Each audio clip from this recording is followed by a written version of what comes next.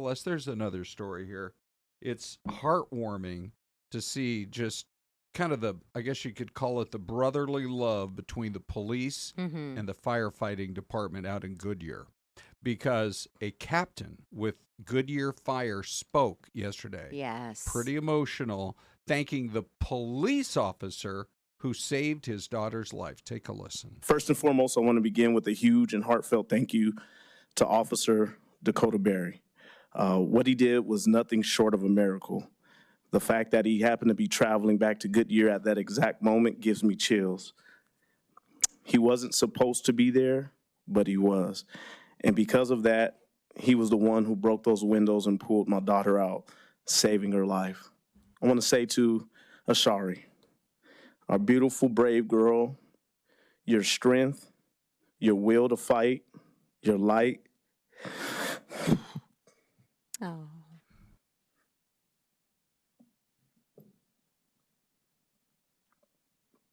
It inspires us every single day. You've already overcome so much, and we know the road ahead would be long. But with all this love behind you and your unstoppable spirit within you, you'll get through this, and you'll come out stronger, wiser, and even more radiant than before. We love you, Ashari. We're with you every step of the way. Ashari strong. So, thank you. Wow. And here, if you've never seen it, if you're not locally from here in Phoenix and you're watching for the first time, look. There she is. She's trying to kick the window out with her bare feet. You see flames inside, Ron. The police officer is there. He breaks the window and manages to get her out alive, but she still has severe burns. Oh, my goodness. Here it is again, Ron, if we can just take a quick moment. So as he's breaking it, right, you think maybe the fire's not inside the car just yet, but it sure is. Oh, yes. Yeah, she was on fire, and so now she's recovering at the hospital from severe burns. But, to watch your children, Ron, go through something like that and now recovering, man. Yeah. Well, in fact, one of the reasons we even created this hour-long show is we can go a little bit more in depth. Mm-hmm. And you heard quite a bit more. We had on our news earlier this morning, we had some of the clips of that news conference, but today we're able to go more long form here on Fox 10 Talks. And, you heard a minute or a couple of minutes of what Dad was saying there, that Simeon Cheatham captain with Goodyear Fire. And boy, that family, it's so difficult to know what Ashari went through, but I do believe they are counting their blessings that she is still with them. By the way, if you'd like to help her in her recovery, we have a link at fox10phoenix.com. You simply go to Seen on TV. We have so much to get to this morning, Celeste. Again, long form stuff. Yes. You're going to hear a little bit more, I think, than you may have heard on the news from the three people who want to be our next police chief in the city of Phoenix. Okay. Really interesting. They had a kind of a chance one-on-one. And so you'll hear some of that and more. But right now it is Mystery Cam time. I don't know what is happening with our mystery cams lately, but they couldn't be more generic. Three houses and a trailer over to the left. And where do you guys think this is? It's already getting cloudy. We'll be right back. Ron and Celeste, FT.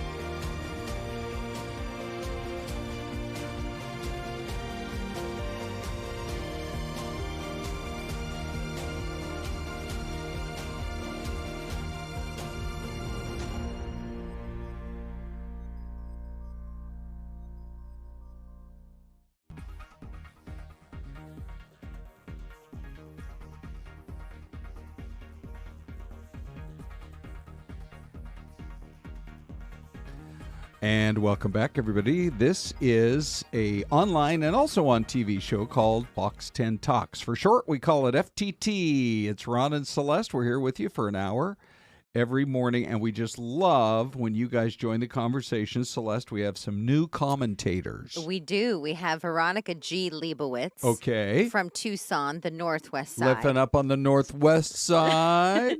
I think if I lived in Tucson, I would be up in the Northwest side.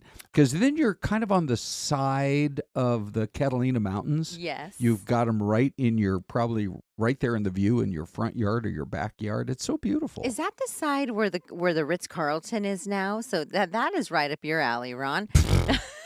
I'm happy to say I have no idea, Syleste.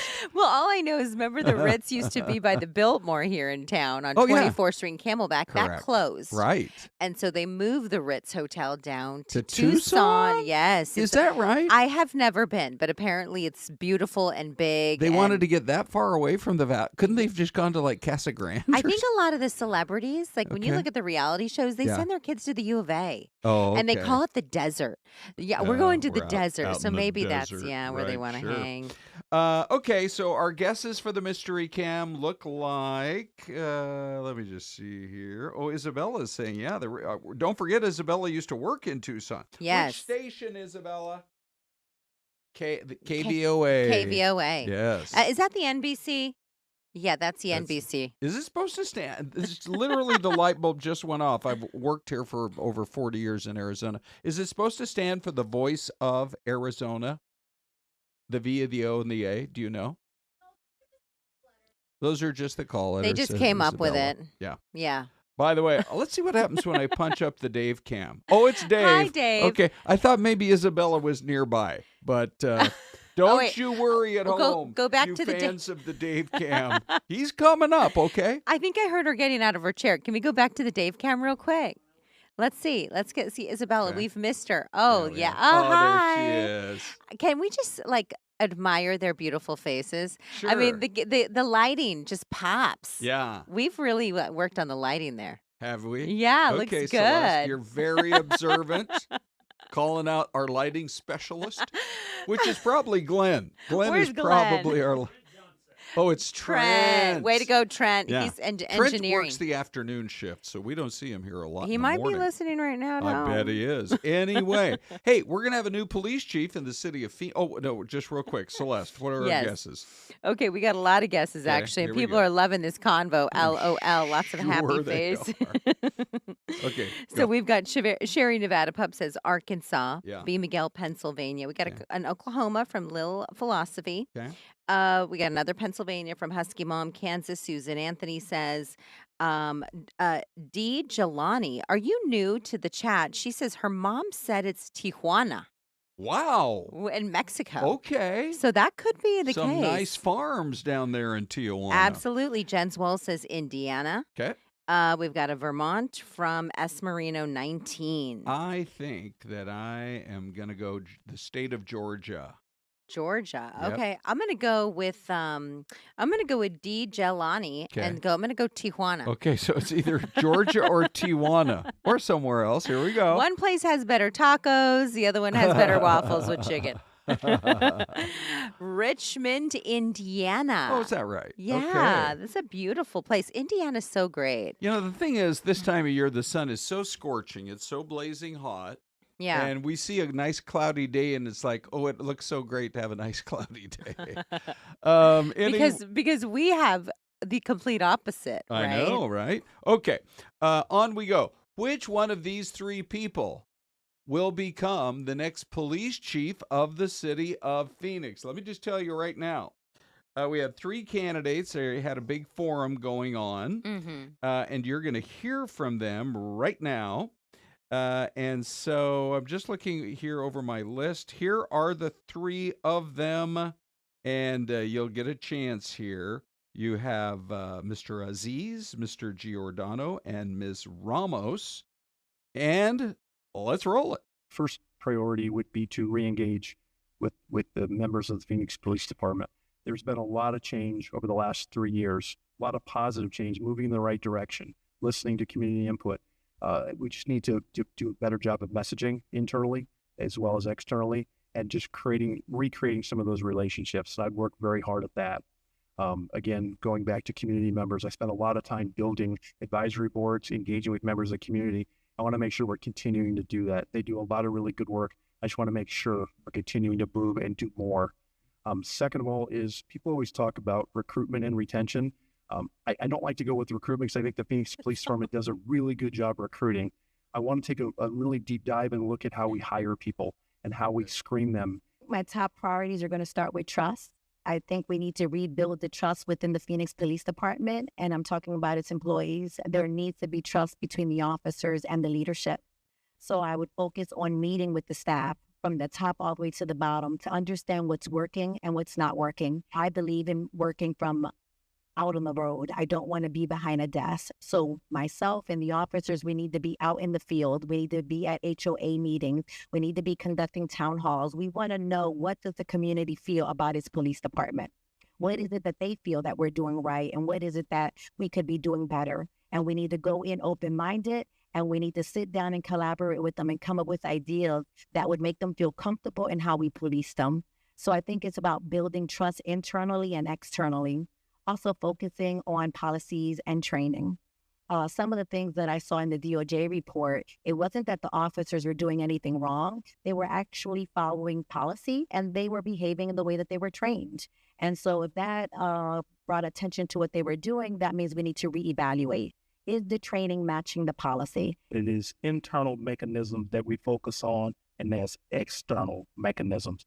The internal mechanisms that we focus on is something I've already done. I've been doing it over 4 years serving as the chief of police in Prince George's County, Maryland. And that is focus on officers. Some of the things that we'll be doing, the number one thing that's often overlooked is mental health and wellness. We're focusing on internal mechanisms with mental health and wellness, doing the things that officers need to be done, since considering that the number one cause of death for officers is suicide. On the external side is community outreach, and community outreach comes in many forms, and that means meeting with the elected officials, meeting with department heads, non-governmental organizations who do things often better than what we do. So when we combine those, then we're able to move forward with policy after we provide the leadership, the resources, and the application of the policy for both of those. And here, once again, these are the three finalists, one of which we believe will be selected within just a few weeks to lead one of the biggest police departments in the United States, the Phoenix Police Department. So also a great big thank you to Jeff Haggerty, our editor, Syleste, who took kind of the quick little clips that we had on the TV side and really expanded them so you could get a real feel for what is important for each one of these three. Absolutely. Thought it was great. Big thank you to Jeff. And you mentioned Glenn earlier, and who such a team. Oh my goodness, here. behind the scenes, yeah, it's great. Okay, so President Trump. So I think some people thought there might be an attack in the overnight hours. It was so ominous yesterday. Yes. He had to leave the G7 summit in Canada, fly back to Washington, telling his key members, be ready to meet, literally in the middle of the night. Nothing that ominous has happened, but here is what he said aboard Air Force One before they landed back in Washington. Been negotiating. I told them to do the deal. They shouldn't have done the deal. The cities have been blown to pieces. I've lost a lot of people. They should have done the deal. I told them, do the deal. So I don't know. I'm not too much in the mood to negotiate.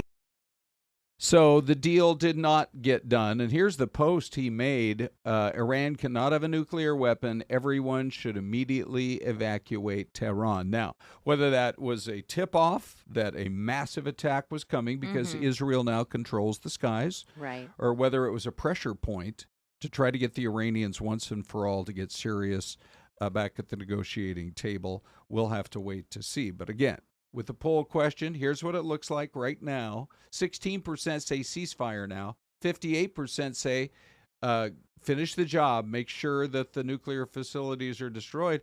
And maybe somewhat surprisingly, 26%. You can join by just grabbing that QR code. Say, yeah, if the U.S. has to get involved, it's that important. And we're going to be checking in with Dave on the Dave Cam, coming up with all of that in just the next few minutes. But there is another story, Celeste, that we keep following. We've been reaching out to some of the aviation specialists that we know. Maybe by tomorrow we'll hear back from some of them, but they did finally recover the black box, the cockpit voice recorder from that Air India crash.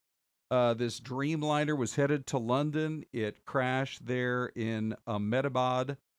And as you know, everybody but one, and that one guy just literally got up and walked off the plane. It's still just incredible. But there are a lot of online, meaning like on YouTube commentators with experience in the air. I'm still kind of confused. Different people have different kind of views on what they think actually happened. And so we're just going to continue to, I think there was a thought that maybe the flaps weren't extended into a proper position, but then I did see more comments recently that maybe they were, now that people have gotten a better look at the video. We'll have to wait to see there. I mean, I just think it's incredible that one man survived. It's unbelievable, and I think some of the earliest reports we heard was that he was in an exit row. Did you hear 11A, that? 11A. It was an exit row, and he was up against the door or the window that cracked open when the whole plane cracked open. Yeah. And so, I mean, they've confirmed that he was on that flight. There's no urban legend here that this guy just happened by. He was really on the flight and really walked away. Before we go to break, we love the stories with the happy endings. And there was a camper she disappeared in the middle of the night, and that part is still unclear. But she's been found. She's alive. Part of this reason we want to run this story is to give you the follow-up that Janelle Banda was found. Her family was so worried. She wandered her way around 10 that night. But they're up on the very tip top of what's called Bear Sign Canyon. And that is look at these pictures. Wow. It's one of the most rugged canyons for camping and hiking and everything else. In fact, up top, which is where the campsite is, it's called the Edge of the World. So it's still not clear why she left, but they found her, and she is safe and sound. And boy, we love to hear about that. Fortunately, right? Yeah. My goodness. Sure. Okay, Celeste. Any other thoughts? We're going to go to break in a sec. We're talking about our dogs in the chat, right. and I wanted to say thank you to Robert Riddell. Okay. He's fairly new to the chat, and do you recall he sent a photo of his dog Moo? Oh, yeah. Into us. Yeah. And Moo is a Great Dane, but he has the coloring of a cow, so he named him Moo. Wow. And we'd love to see your photos, Fox 10.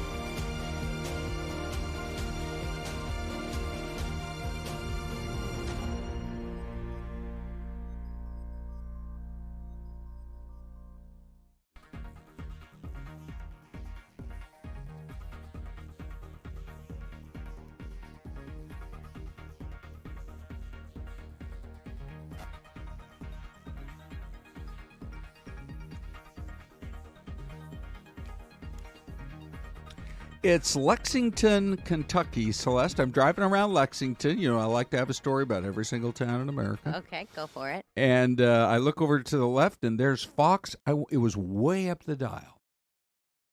You know, we have like Fox 2s and Fox 5s in our company. We happen to be Fox 10, like the perfect 10, the perfect number. I want to say it was like Fox 46. Oh, wow. Or big something. number. A big number. Go big or go in home. Lexington. But, I mean, you have the University of Kentucky campus there, and you've got all the beautiful horse ranches out there on the edge of town. It's a pretty town, that's for sure. All right, if you're ready, we are going to take you to Liftoff, everybody. Liftoff from last night. Why do we care about a random liftoff? Why is that, Ron? Because of the night show it was putting on, the lights over the valley. Was fantastic. Ready? Okay, here we go. Let's go. And liftoff of Falcon 9. Go SpaceX, go Starlink. That was it. Is this it? Wow, it looks like a movie. It does. It's like it looks very unreal, like post-production. Yeah. Speaking of movies, did you go to the Tom Cruise movie yet, Mission Impossible? Oh, no. The latest one? Yeah, the one that's in the theaters right No, now. because the one that I went to last, like 5 years ago, I fell asleep. Oh, Celeste. Really? And I woke up and he's climbing this building, and I was like, what is happening? Well, okay. To me, I'm no movie critic. I leave that to our Michael Dixon. Yes. But I almost feel like these movies are simply becoming a vehicle for Tom Cruise to impress us with all of his stunts. And his like, chest. Where's the story here? And his chest, Ron. Yes. Because he's always shirtless. Yeah, I know. You know what I mean? I know. Makes me want to take my shirt off and compare. Oh my! Well, with Tom Cruise. Ron, the FCC's not on YouTube. You want to go for it? We should pull the video of you shirtless at was it Lake Tahoe? Yeah, it was.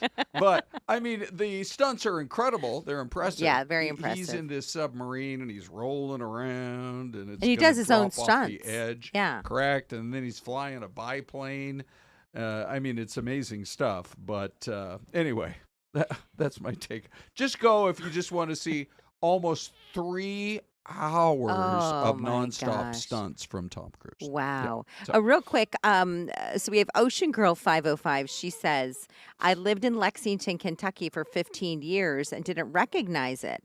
My brother was a professor at UK. Oh, I bleed blue, she says. That's fantastic. Yeah, so we'll have to find out what he cool. taught there to be a professor at such a prestigious school. Yeah, That's what did really he awesome. teach? Yeah, let us know for sure. Anyway, the reason we played that video is people were talking about it by the thousands last night. The contrail over the city. Yeah, it was really cool. Was amazing. We're going to show you in case you missed it. But we wanted you to see the liftoff too, because it was soon after that then we started to see this. Would you look at this, Celeste? Fox 10 viewers, thank you to Valerie Mingle in Chandler. Valerie, first of all, nice neighborhood there with the lake.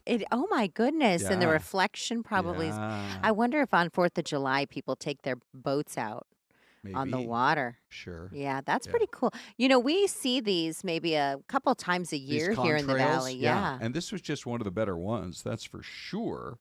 And so thank you to Valerie for sharing, but also to Tim Hurley. It looks like the East Valley got the best of it. And here's Judy Hackett all the way up at Arrowhead Ranch. So everybody got it. It was a Falcon 9 rocket carrying Starlink satellites from California to be released in orbit. And, Elon Musk I don't know if he's ever going to get back into the good graces of the president or not, but Ron. yeah. B. Miguel says he remembers Ron jumping in Lake Tahoe and he has it on VHS. Brandon, you do? That's incredible. We have an old tape around here floating around somewhere. I'm sure we do. Military Forever, welcome to FTT. Yes. He's new to the feed. Love it. New to the chat, buddy. Okay. Yeah. Welcome to the friendliest chat on the internet, that's for sure. Anyway, whether Elon Musk ever gets back in the good graces or not, there's a lot of focus today on what's going on in Washington as people, I think, are waiting for the next shoe to drop in the Iran-Israel war. Here's what our Doug Luzader had to report. Ron, good morning. After pushing hard for a peace deal, there are signs now the president may be rethinking the role of the United States in trying to end Iran's nuclear program for good. In the early morning hours, Air Force One and President Trump arrive at Andrews Air Base, well ahead of schedule after cutting short a trip to the G7 conference in Canada. On the way, the president spoke about what he's now looking for between Israel and Iran. What are you looking for here? And then a real end, not a ceasefire. And then Air raid sirens and explosions in Israel as Iran and its proxies continue missile attacks. Precision Israeli airstrikes continue to hit Iran's military, and a clear sign that the president's patience has worn thin. As he posted on Truth Social, Iran should have signed the deal I told them to sign. What a shame and waste of human life. Simply stated, Iran cannot have a nuclear weapon. I said it over and over again. Everyone should immediately evacuate Tehran. We're vigilant. We're prepared. Defense Secretary Pete Hegseth said the U.S. military is ready, but for what? Israel may seek U.S. help in deploying so-called bunker buster bombs to take out Iran's nuclear targets that are buried deep underground. But at the same time, there is still a push for a peace deal. President Trump's made it clear it's on the table. The question is whether Iran will take it. The president has instructed his national security team to meet this morning as the administration decides what comes next for Iran. Ron. It was interesting, Doug. One of the big business channels that I follow had a headline after a very good day in the market yesterday, and it said, stocks rise on hopes for a truce. And I thought, I don't believe that's actually what's going on here. I think the Israelis and the administration know that they have the upper hand. I mean, Israel is saying it has operational control over the skies of Iran. And yet, it was a very quiet night. What are we to make of that? Yeah, you know, is this all just a pressure game? You know, they talk about having air superiority over Iran. That's significant. It could, you know, potentially clear the way for a B-2 bomber mission to deliver one of those bunker buster bombs, if that is what the president wants to do. And we just don't know how seriously that's being considered right now. Yeah. Okay. You just wonder, what are the back channel negotiations, if they're even happening? Yeah. Doug, thanks. So we're going to call up, I've been showing you our QR code poll. We call it the megaphone poll, but I don't think that name means anything to anybody. It's the one that you can get with the QR code. If you want to go onto YouTube, this is really interesting. The numbers are a little bit different in our YouTube poll, where 45% say time for a ceasefire, too many lives lost. 40% say Israel should continue until Iran's nuclear facilities are gone. And 15% say, look, the USA should join Israel, get the nuclear program out of Iran once and for all. So with that, we're going to go, ladies and gentlemen, to the Dave Cam. Hey, Dave. He's been looking at what you are saying. What are you seeing, Dave? Yeah, great conversations going. Man, yesterday's poll question, we had about 200, maybe even more comments on that thing. And it's pretty amazing. So I wanted to mention a few of those comments. Yeah. Alex Systems 2001 says, if I were fixing my car and the engine was bad, but I also had a damaged fender, I'd probably start with the biggest problem, the engine. If the Democrat cities have the highest concentration of illegals, it makes sense to start with the biggest problem areas. Now, let me just jump in for half a sec, Dave, so people know this is yesterday's poll question where it was, Trump plans to ramp up deportations in Democrat-run cities.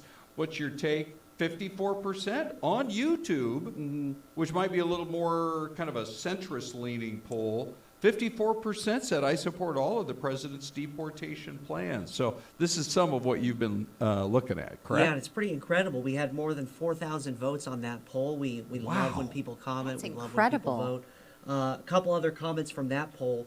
Mr. Gromby said, roles reversed. I wouldn't want Democrats doing this. These deportations seem illegal. And last but not least, Informed and Blessed 520 says, if a person is here illegally, regardless of what city or state they live in, ICE should enforce immigration laws. Restaurants, farms, hotels, construction sites in every city should be rated red or blue. So again, thanks for commenting, guys. Keep the conversation going.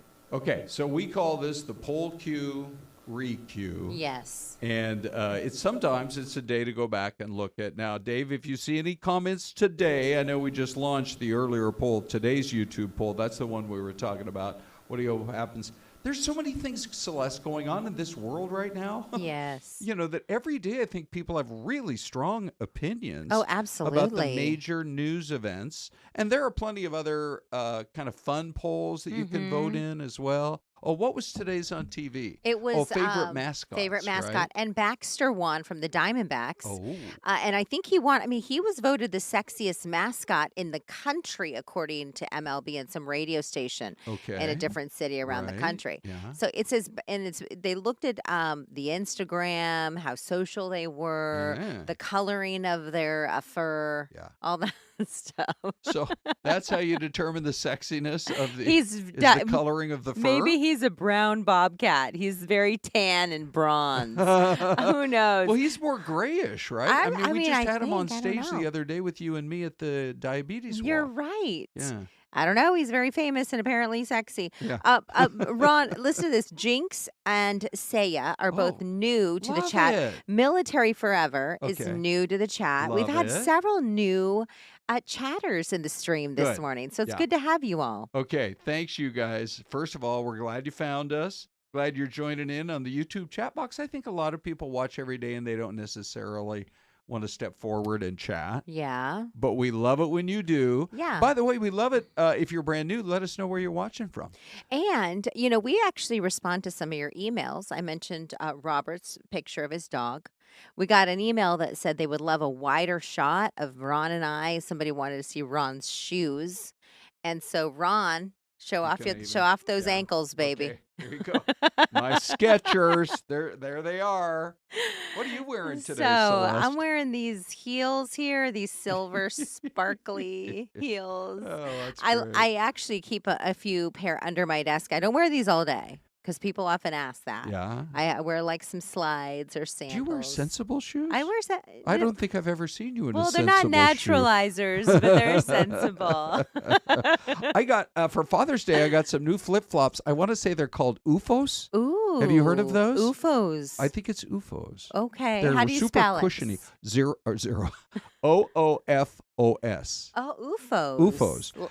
Yeah, okay. Anyway. I've never heard of them, but they must be fancy. I'll bring if them they're in on the yours. next Casual Work Friday. Maybe you got them at Nemus Marcus. We'll be right back.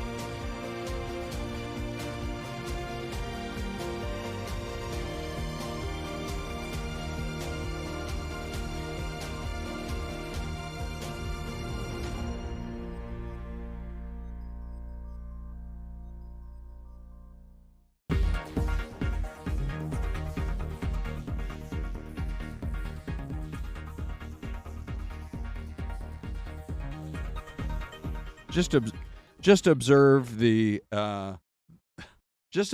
wonder that is Celeste doing the what would you call this? This is more of a chair dance. This is 'Cause like you're in your chair. Yeah, I'm in my chair. Yeah. This is almost like an 80s hip Oh, flex. okay. Something. Oops. Oh, hold on. I didn't have your there we mic go. open there. You called I it said- an 80s flex? And like 80s hip flex or Okay. something. You know what I mean? Good. Just like Hip flex sounds like a workout you should be doing at the gym or something. Did you? I mean, we're curious because, of course, the music has changed a little bit. It's a little bit more current. Before maybe it was before the 90s. Now it's the 80s. Yeah, that was the other one. Was like whoa. Actually, we're taking a step back to the 80s. I like the 80s, Ron. Those were good years. Yeah, they were. Right. I like how much 70s music. People still seem to like 70s music. That's when I DJ'd. So 70s music would be Earth, Wind, and Fire. Would you consider the Beatles 70s? Nope, 60s. 60s. They're all about the 60s. So who are the biggest? By the way, I don't know if this will ever be repeated, but they had the top number 1, 2, 3, 4, and 5 singles. Wow. I think one year in 1965. 1, 2, 3, 4, and 5. Holy smokes. Yeah. Well, Sammy G said it's like a robot techno. Oh, there it is.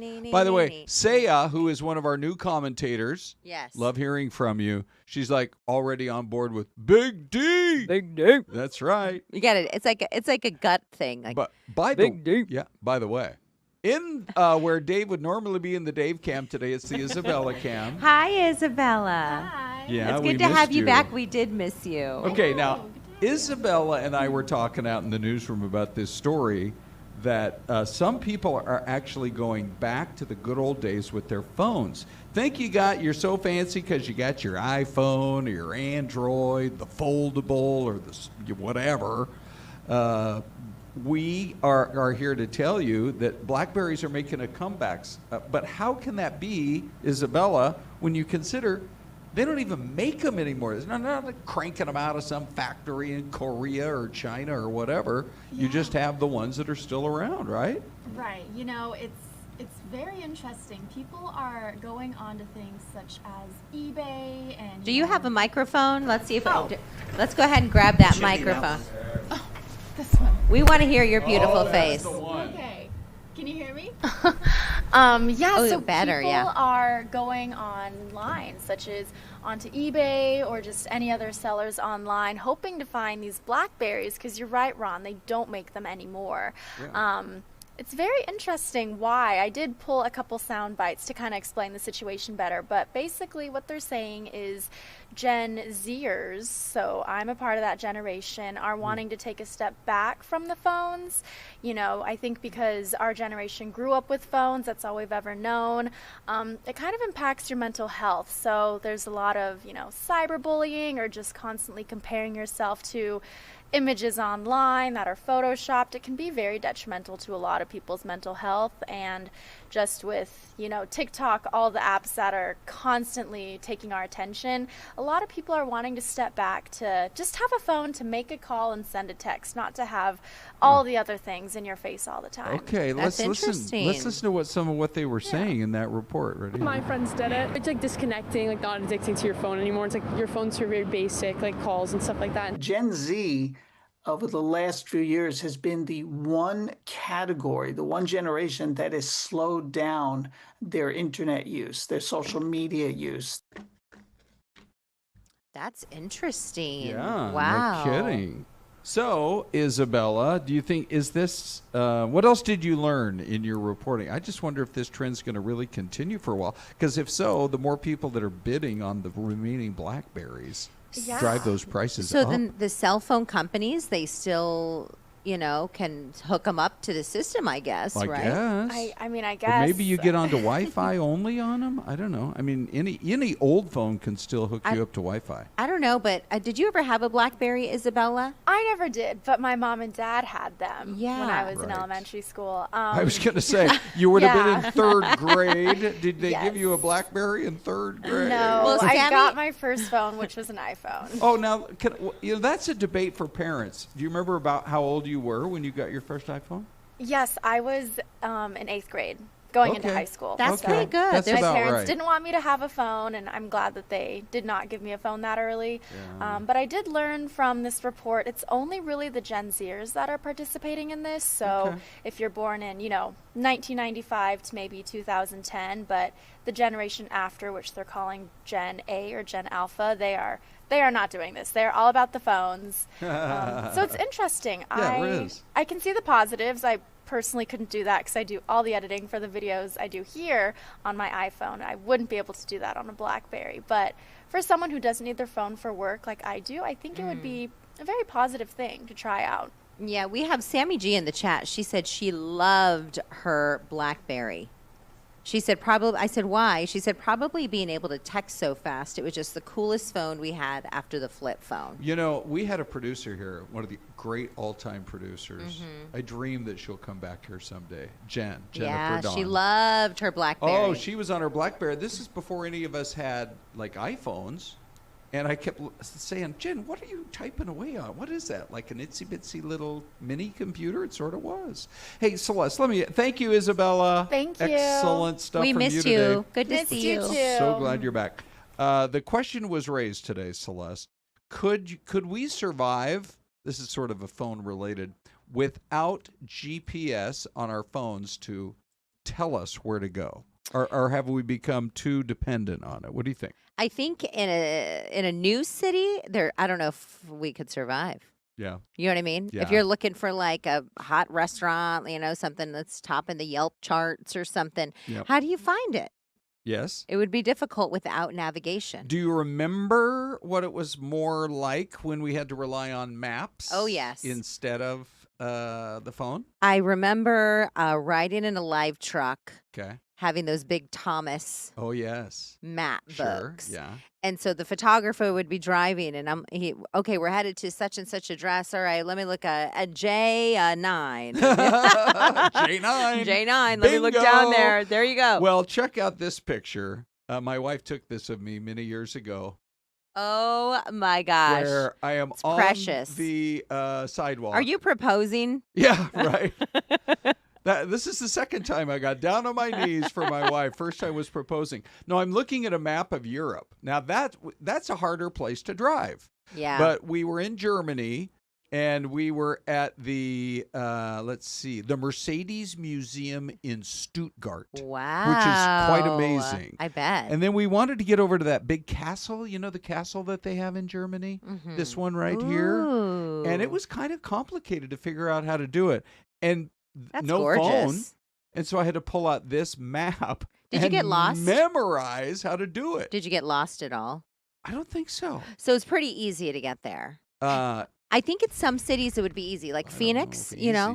We're on a grid for the most part. Yeah, this would be an easy town to drive around, yeah, right? But you get to a city like, let's say, San Francisco, right? Or maybe even Orange County, and you have all these like curvy roads. That would be difficult to get around in. 53% of a new YouGov survey out this morning said, I would be excellent at navigating the roads without any more GPS. I think people might be overconfident. I mean, if it's your hometown, if I'm driving around Mesa, I got that one figured out. Just don't be afraid to stop and ask for help.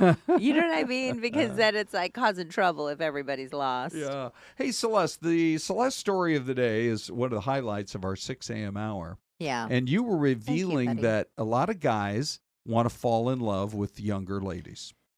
And maybe they got a couple of bucks in their pocket. Are you talking about sugar daddies, Maybe, Ron? possibly. A little sugar daddy. But they want to make sure it's true love for the lady friend that they're courting. Okay. Okay. You remember courting, where the gentleman caller shows up in the parlor? And there's some visiting with mother and father. And then he shows up in the tuxedo and sticks. Are you ready, my dear? Okay. Well, anyway, there's this thing called the Gold Digger Challenge. What is it? It is where the couple goes on a date and you're sitting at the dinner table. Right. You're at a restaurant. The server brings the bill. Okay. And the man gently grabs the bill subtly, and goes subtly goes kinda like pushes this. Pushes the bill towards the woman. Right. And waits for the response. Okay. And so the idea is he's trying to test her and find out whether or not she's a gold digger. It's called the Gold Digger Challenge. And so if she doesn't pay, that means she's a gold digger? So because he thought, oh, I knew you were only after me for my money, but etiquette says, I mean, I'm assuming he asked her out on the first date, says that the guy's going to pay for that. And I think you bring up a good point. Who asked who? Sammy G in the chat said, I always assume I'm going to pay for half. Oh, okay. And Nicholas Poncho says for sure. And so I think it depends on who asks. Okay. And I think that's a bad way, though, to go about at the very a first end. date. Right. Right, don't you think? Yeah. Like I said this earlier to you, but I'd rather you use a coupon or a gift card. Sure. You know, or just be upfront about it. And, hey, let's go Dutch, or, you know, because you may be thinking something. And then the assumption is that you know what I mean? You're So just onto it. just say it. Yeah. Just say it. Say, like, right when you hop in the car together or whatever. Yeah. Just say, okay, we got a great restaurant. Let's go Dutch. Yeah. And then see how she reacts. Maybe she's like, not a chance, pal. And maybe you say, hey, you're looking mighty fine tonight. And then you say, how about we go Dutch? So you're buttering the whole, you know, situation. Yeah. All right. Little bit of sugar. Well, now you know what the Gold Digger Challenge is all about. Here was a challenge, Celeste. As we wrap it up, we're getting ready. Oh, wait, my alligators out just outside the motel. Oh, this my is in the goodness. Washington, D.C. area, not in Florida. It's up in Fairfax. Look, do you see the gator? Scout 2 to 10. If I lay down next to it, probably. Oh, look at this. Look at this gator. He's just like, he has almost like a swagger about him. Well, he's acting like a pet alligator because he was just keeping up with the owner there, and it was almost like he had this attitude, like, okay, You know how they come out with lists? What's that, Anita? They come out with lists of things people forget at hotels. Yeah. Like their dentures or their laptops. Don't forget your gator. Don't forget your gator. Wow. And this is the part I like. He's like, fine. Fine. All right, I got it. Yeah. Bring There's your dog an inside. That's not a dog. It is pretty. So are you allowed, I wonder, then, to have gators as pets?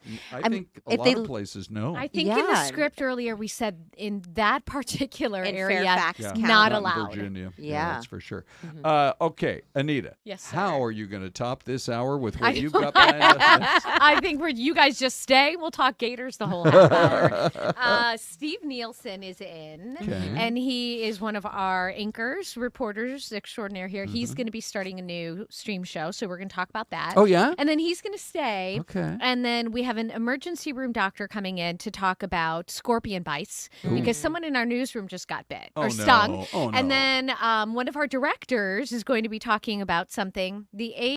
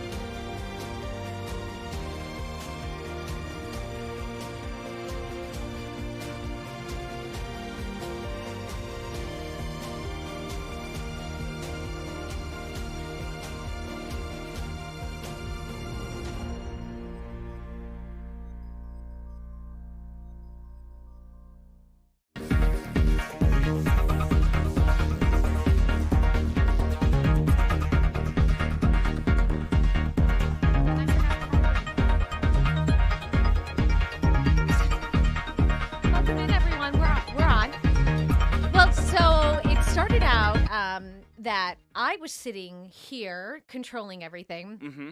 And then I wanted Ty to sit here so that he can learn how to control everything so that one day I would take a vacation day or 2 or 5 and then he would know what to do. He takes so many vacation days, though. He's on vacation this week. And then so then Ty just decided to take over, which is totally fine. So then sometimes you just forget how to do things. I've got to learn how to do this, too. I'm doing this at 3 o'clock today. We should switch seats. There are a lot of buttons. Buttons. This is Steve Nielsen, everyone. Say hi to Steve Nielsen. We've had him on before. Yeah. You were chatting. Gosh, who knows? It's been a while. Who knows? No one can remember. But exciting news is yes. You'll be starting your own stream show. Yeah, we have a stream show. It'll be Tuesdays, 3 o'clock. Should be a lot of fun. I'm going to be doing it with our managing editor here, Jasmine Garcia. Who's been on our show many times. She calls herself the Baking Bee as well. The Baking Bee. Mm-hmm. I like that name. Maybe we should call it that. Well, the bee is spelled out, but I'm not saying it. We should make that the name Fox 10 Talks the Baking Bee. And just ignore my component to the whole thing. That's better television. What are you guys going to be talking about? Well, she's a great one to do it with because we're going to be sort of just diving into the news topics that we just don't have a chance to really dive into on television. Mm-hmm. I mean, that's the beauty of Fox 10 Talks, right? Right. We cover them, but we don't. You get a minute 30. Minute 30. Yeah. I mean, how many times you know this? You end up begging for like 6 more seconds, mm-hmm. right? And our producers are very kind, and they always let me have those 6 seconds. But you're always sort of just trying to get more time like that. Now we have Fox 10 Talks, which gives us so much opportunity to dive into things. So our first edition show. Yeah. You know what the other really nice thing about Fox 10 Talks is? Our viewers. So Lil Philosophy is already chiming in saying hello. Steve and Anita. Louis Gonzalez, good morning to you. Says good morning, Anita and Steve. So you have all this really great interaction. Lil Philosophy was the name? Correct. L-I-L. Good morning, Lil Philosophy. That's right. Yes. And so people get to chime in and you get to interact and they're asking questions and offering insight as well, which is fantastic. That's true. So we're going to bring on guests. We're going to sort of dive into major topics. So today we're bringing in a farm leader in our state here, one of the policy sort of leaders talking labor shortages, water rights negotiations, these sort of big topics that take so much, water negotiations right now in the Colorado River. You could go 10 hours on that. And that is a topic that affects everyone, really. Every single one. All of our cities and towns have some level of a percentage in their water portfolios that contains Colorado River water. So it affects all of us, and we have the worst rights of the entire system. We have the junior rights, they call it, which is so rude, I think. They need to come up with a better name for that. Junior rights just makes it seem like, I guess you get water. I don't know. We're not that important. We're not that important. Really quickly, I do have to say the other great thing about the stream, we're a little bit more casual. Don't feel like you have to wear a jacket. No, I'm wearing the jacket. Or a tie. I'm not wearing the tie. I'm not doing the tie. You look sharp. Thank you. I like the pink. I like the pop of pink. Pocket squares have become very important to me later in life. I don't know why. I love a good pocket square, and if I'm not wearing a jacket, I can't wear the pocket square. Okay. So we're wearing the jacket for the pocket square.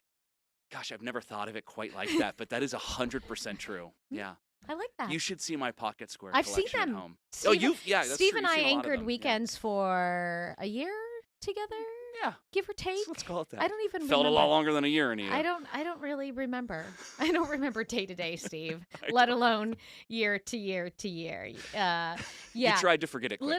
Little Philosophy says not to mention how many states depend on the Colorado River, and that's exactly it, which is why you're going to talk about things like that. Exactly. A little bit of politics mixed in there. 100%. Okay. Yeah, so we'll dive into all of those sorts of things. And then the great thing is when we get to talk to the people that watch us like this, that have those questions, there are so many times, and I know this, people at home are screaming at the TV saying, why aren't you asking that question? Right. And we're distracted by something else that we're diving into. Now they get to ask that question and say that.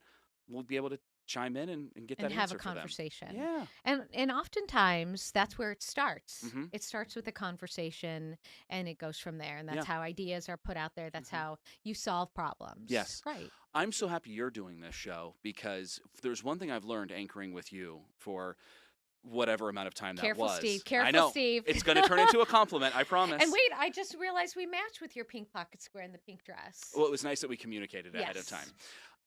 We did used to coordinate. We did. I would reach out and say, what color are you wearing? You never paid attention I to my would text never messages respond. until you walked in the next morning and said, I'm sorry, I missed it. That was almost every day. I'm so sorry. We're hearing from our viewers, and they're saying they can't hear you. I do believe all of our mics are up. I'll just start screaming there you go. at the top of my lungs. I know you're good at that too. I can do that. I always walk outside of the newsroom to make my phone calls because I'm way too loud on the phone. Okay, but you're going to talk about me, though. Yeah, let's talk about you. You are so funny, and you tell a story like nobody's business, and we don't get that on TV. Most people tell me, my husband. Yes. Johnny tells me. I love Johnny's stories. Anytime I say, let me tell you a story, he says, abbreviate it.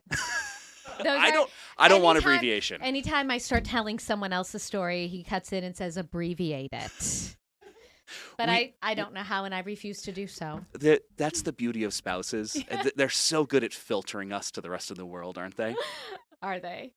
Are they? They think they are. Okay, so you're going to stick around though. Yeah, why not? And let's have fun and get a hang of all this fun stream stuff. It means I don't have to go out in the heat. I can stay here, so I'm good. It's a hot one. We talked about that yesterday. So I'm going to show you some of this video. Let's do it. Let me see. There we go. This right? No. Oh, that's a nice sheet of black there. There we go. We're trying to play some scorpion video. And so when I hit scorpion, there we go. There they are. There they are. I'm going to tell you this. I have lived in Arizona, I want to say for like 14 years now.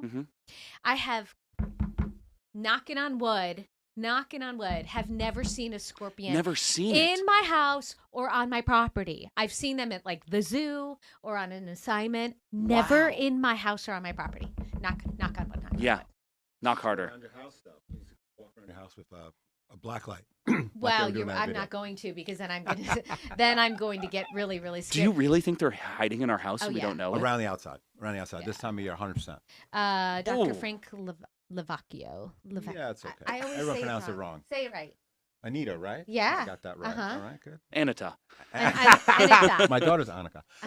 Nice and close for us. Lavecchio. Yeah, sorry about that. Thank hey, you, I'm a big pocket square guy too. Thank you. This is what we do in the but what's yours? I have to do this one. You see, you could have gone for white paper, but you went for yellow like for a little yellow. pop of color. I like It's also got some scorpion. Are those your notes or? But I do love them too. I feel the same way about it as you do. It's sharp. There's power in the square, you know, and you can do a couple. You can do the flat line. You can do the big flowery look too. Yeah, you're too neat with it. Me, I just go crazy with it. You just go crazy. Yeah. We'll explore throughout the show. We only have half hour, guys, and we're already 7 minutes in. So this all started yesterday. I was talking to one of our web guys, and he got stung by a scorpion last week, stepped on it in his home. And he said it was really no big deal. I wanted him to come on to talk a little bit about it, but he wouldn't. But we wanted to talk to you a little bit about how do you treat it? What are you seeing? Do they come out more in the heat? Sure. This is the time of year they come out, okay? And we don't know, people joke that they're going south. They like this temperature. For the winter? Yeah, that's right. They hibernate and stuff like that. Look up in the air. Yeah. But most commonly, it just hurts a little bit. Really? Yeah. When it gets you on the hand, for example, it's as if you missed a nail, like you're putting up a painting and you missed a nail and it bangs your finger and you're screaming in pain. Really? And the next most common thing is a little bit of tingling. That takes up about 80% of them, by the way. Bangs your finger, a little bit of tingling, and over in 24 hours. You're showing me the whole arm, tingling down the entire arm there? Yes. And then... That's scary. Yeah, I would panic, really scary is doctor. the kids. The kids... Very, very, very rarely. Don't freak out, but maybe like once a decade or so, there might be a death, and it's typically in a child under a year or so old. With underlying conditions? Not necessarily. Really? Not necessarily. The things that it does, it makes so much secretions. I have secretions in my mouth, I can clear them. The little babies can't clear it as well, and sometimes it goes into their lungs. Okay. It also causes this release of epinephrine or adrenaline, like an epinephrine shot. So they get uncontrollable movement, and they're moving all around. The scorpion, that is. No, the kid, when they get envenomated. Really? Yeah.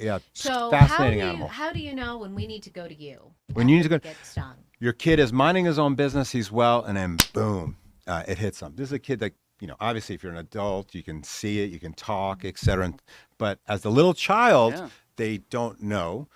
but there's very few things that'll give you that. If you're well and then all of a sudden this happens. One of the things we look for in the hospital is this roving eye movement. Even when their eyes are closed, their eyes are moving all over uncontrollably. Yeah. They usually have uncontrolled agitation. They're moving their arms, their legs, and then lots of secretions.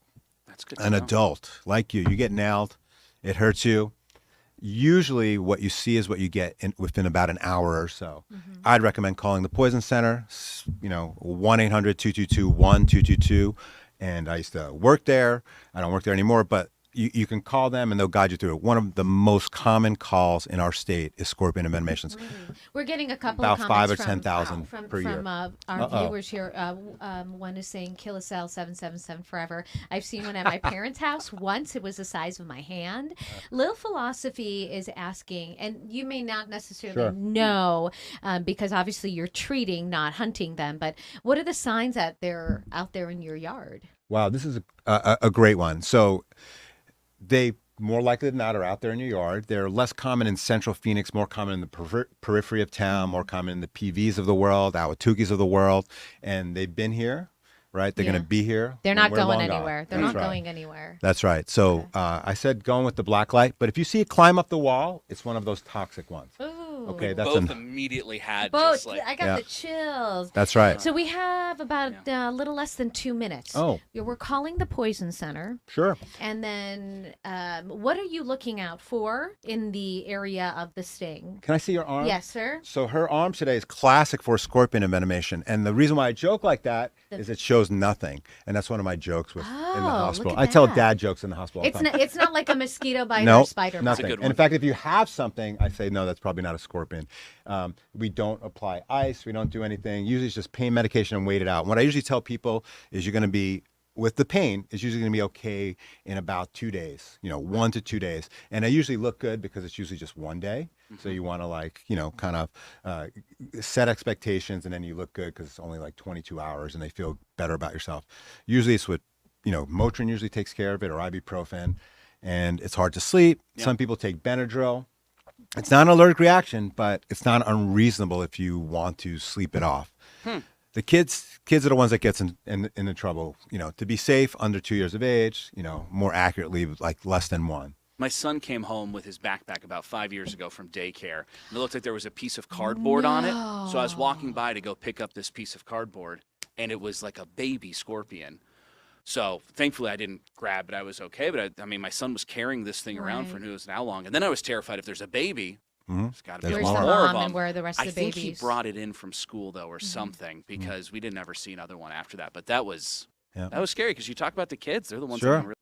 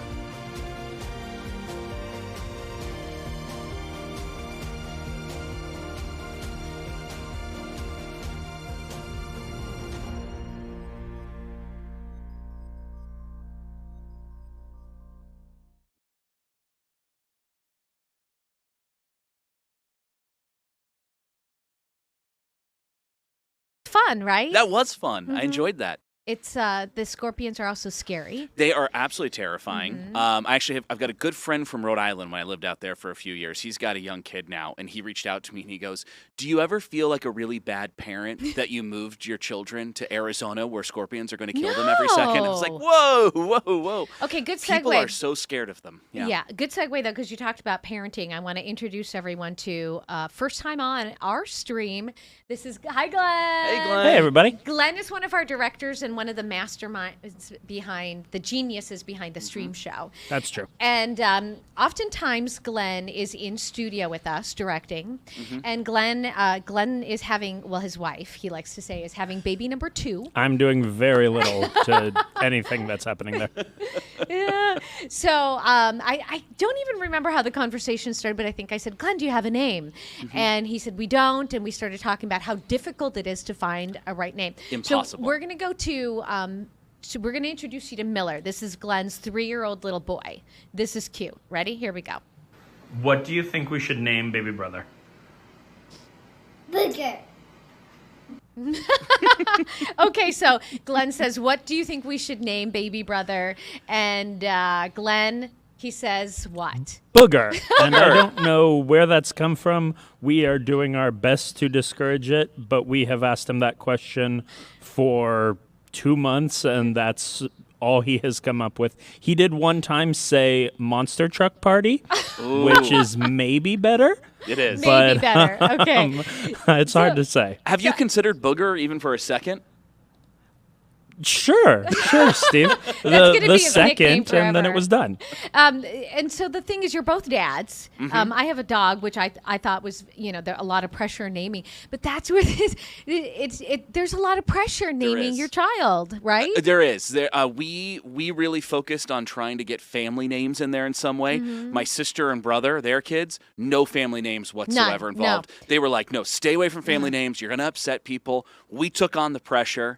I think we nailed it, but I think every parent does. So these are the popular boy names right now of last year.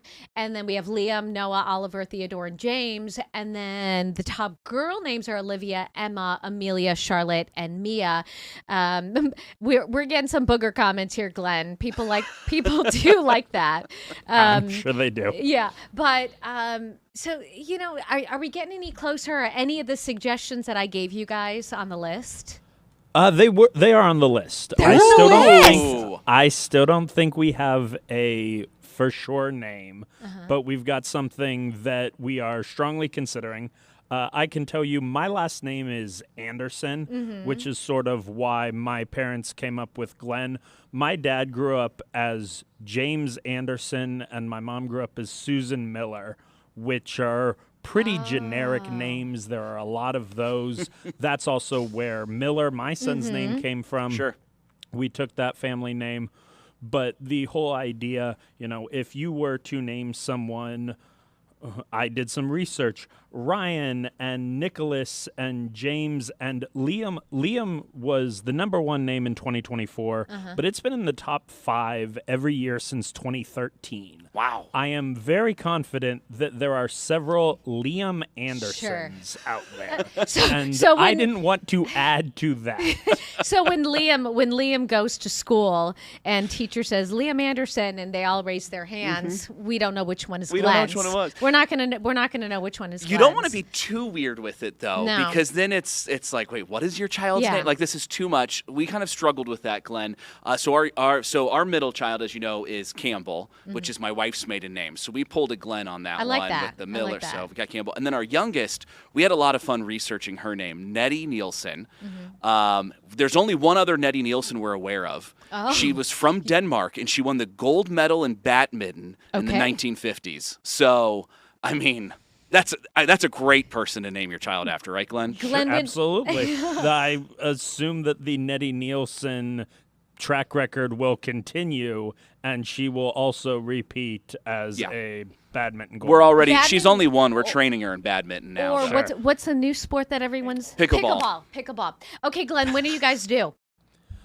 We've got a C-section scheduled for July 25th. So 6-ish weeks, something like that. Okay, congratulations! We cannot wait to reveal photos and names. Thank you.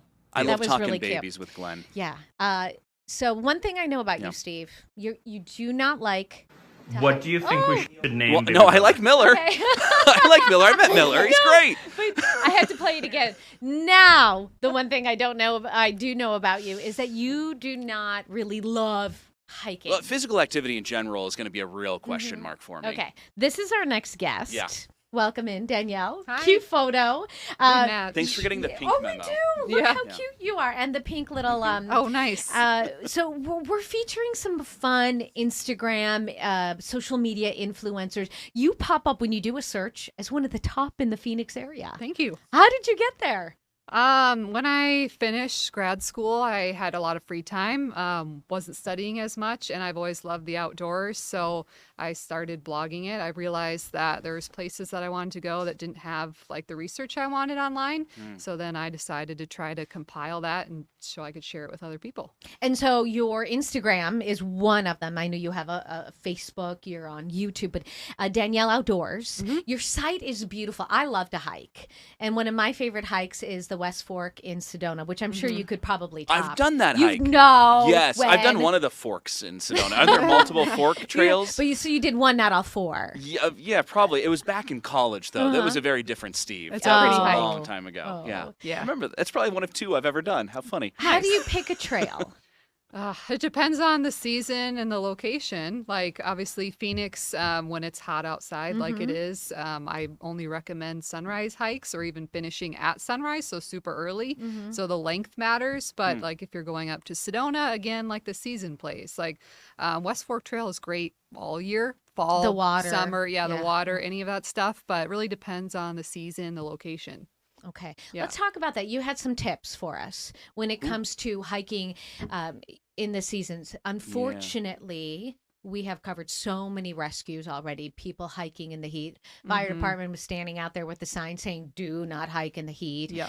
We had, thankfully, a rescue yesterday. That was right? out north of Sedona, I want to Yes, say. correct. In wasn't it? between Sedona and Flagstaff. Flagstaff. Yeah. Yep. And the young woman was found alive. We don't That's know exactly incredible. what happened yet, Yeah. but it can be dangerous. It can be beautiful and fun, but it can be dangerous. Yeah, there's an inherent danger with being outdoorsy or going outside, and it's not meant to scare people, but it's something to consider when you're going outside. Definitely in the summer in Phoenix area specifically, I mean, we all know it's just so hot.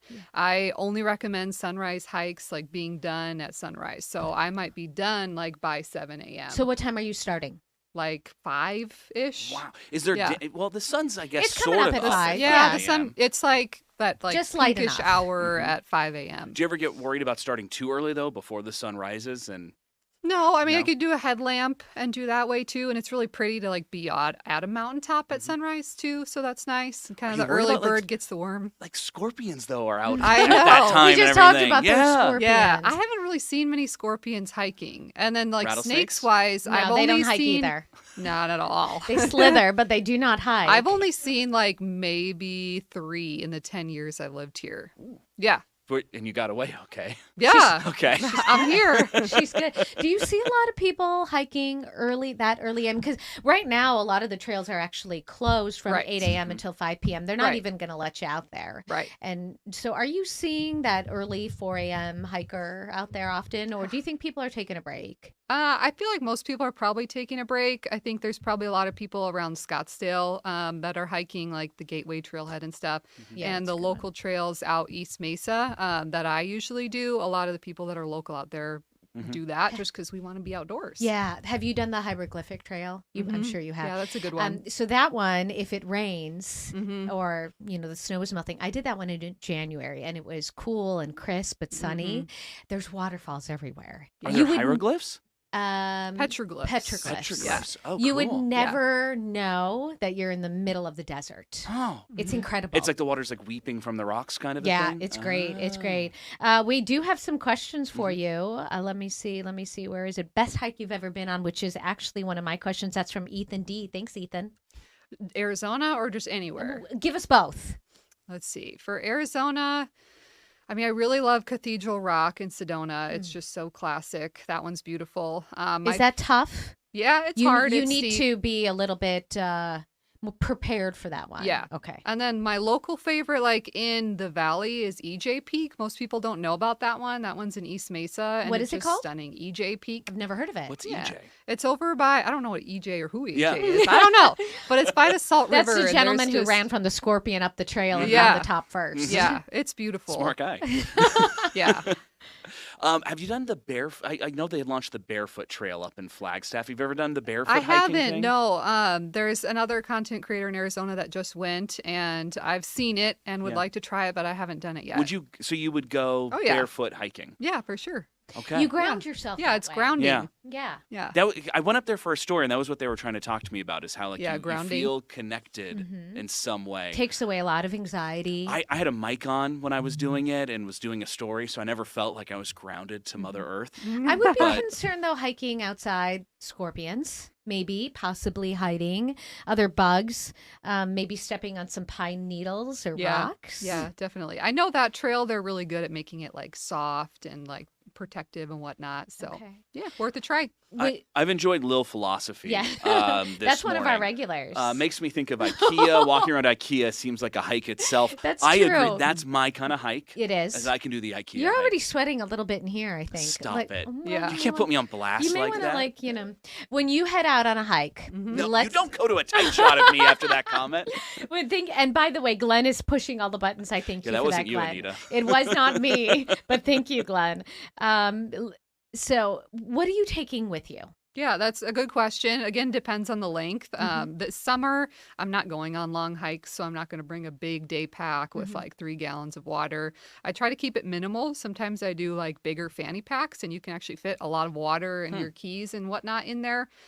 Sun protection is the biggest thing. So having extra sunscreen with you, the lip balm with sunscreen, and definitely something to help in emergency situations. Like I like the Garmin InReach, and that gives you the ability to communicate with anyone, even if you're off grid or without service. That's a so great that could idea. save a lot of people. Do you ever tell someone, especially if you're hiking alone, just ahead of time, hey, I'm going on this hike, should be done in a couple hours, I'll let you know when? Yeah, and there's actually an app, All Trails, where you can navigate live and text it to someone so they could see at any time, even when you lose service, where you are in the trail. It's Have pretty you ever cool. gotten lost? We have about a minute, 30 seconds, really quickly. Yeah. Have you ever gotten lost? What's your tip if you get lost? That's a good question. The only time I've gotten lost was like we're driving to a remote waterfall up north, and the only way I was able to get out is I kept my Google Maps on instead of like when you finish the route and then you don't have service to start it again.